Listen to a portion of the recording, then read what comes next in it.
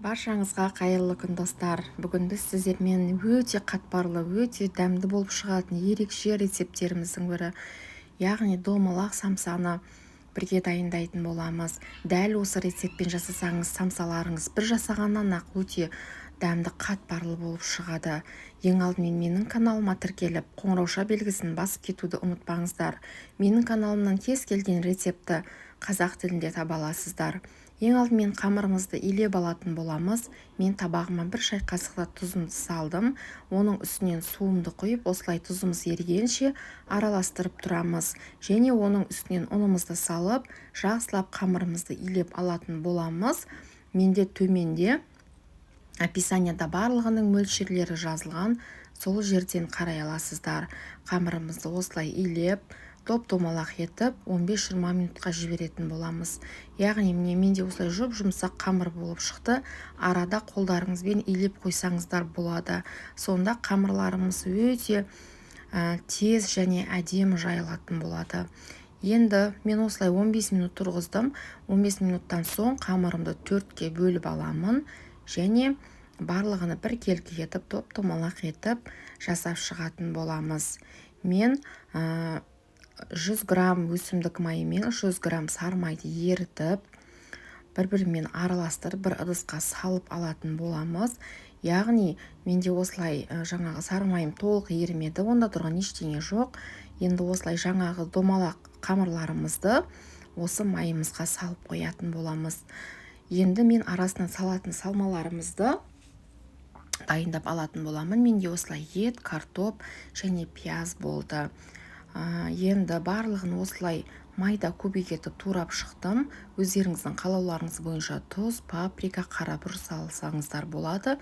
Және басқа кез келген өздеріңізге ұнаған дәмдеуіштеріңізді салсаңыздар да болады. Міне біздің салмамыз дайын. Енді қамырларымызды бір шеттен алып, осылай қолымызбен жайып шығатын боламыз. Яғни қолмен тез жайылады. Егер қамыр құрғақ болып бара жатса, қолдарыңызды майға батырып жіберіңіздер және осылай жаятын боламыз. Қамырымыз жұп-жұқа болып жайылуы қажет, не осылай. Кейбір жерлері жыртылып, тесіліп бара жатса, онда тұрған ештеңе жоқ. Қайтадан жалғап қойыңыздар. Енді салмамызды осылай 4-ке бөліп алдым. Соны осылай жіңішке етіп, ұзын етіп қамырымызға салып шығамыз. Мен қамырымды ең алдымен осылай бір рет қайырып алдым да, енді екінші рет осылай салмамның үстін жаптым. Енді кәдімгі орама сияқты әдемілеп орап шығатын боламыз. Қамырларыңызды, яғни тартып орасаңыздар да, қамырлар одан да созылып, жұп-жұқа болып, қатпарлары одан да көп болып, әдемі болып шығатын болады. Енді мен қамырларымды осылай кесіп аламын. Міне, менің ортаңғы саусағыммен бірдей болды. Енді ең алдымен екі шеттерін осылай жабыстырып, қайырып қоятын боламыз. Міне осылай, тағы да басқаларында дәл осылай түйеміз. Ең алдымен екі шетін жабыстырып, сосын бір-біріне осылай жабыстырып қойып қоятын боламыз. Достар, қамырларымызға кейбір жерлеріне салма көптеу, кейбір жерлеріне жаңағы аздау салынып кетеді. Сол кезде әрқайсының формасы әртүрлі шығып қалуы мүмкін. Онда тұрған ештеңе жоқ. Енді бетіне жұмыртқаның ағы мен сарысыны осылай араластырып, жұп-жұқа етіп жағып шығамыз.